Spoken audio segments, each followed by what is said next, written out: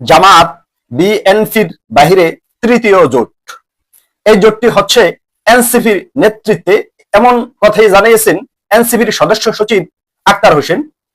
আক্তার হোসেন বলেন, প্রাথমিক পর্যায়ে এনসিপি, গণ অধিকার, নাগরিক ঐক্য, গণসংহতি, বিপ্লবী ওয়ার্কার্স পার্টি সহ যে সমস্ত সমমনা দলগুলো আছে, এরকম 9টি দল নিয়ে তারা একটি আলাপ আলোচনা করেছে জামাত এবং বিএনপির বাইরে তৃতীয় একটি জোটের ব্যাপারে।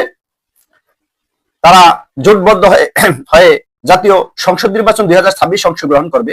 এখন কথা হচ্ছে যে জামাত এবং বিএনপি বর্তমানে বাংলাদেশের দুটি বৃহত্তম দল।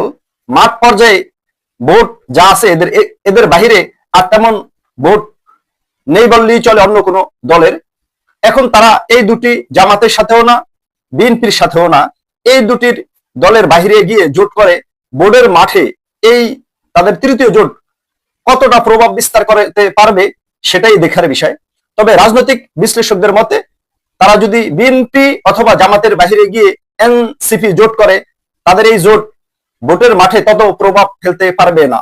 আর যদি বিএনপি অথবা জামাতের সাথে তারা জোট করে, তাহলে ওই জোট সবচেয়ে বেশি শক্তিশালী বলে ভোটের মাঠে বিবেচিত হবে বলে ধারণা করা হচ্ছে।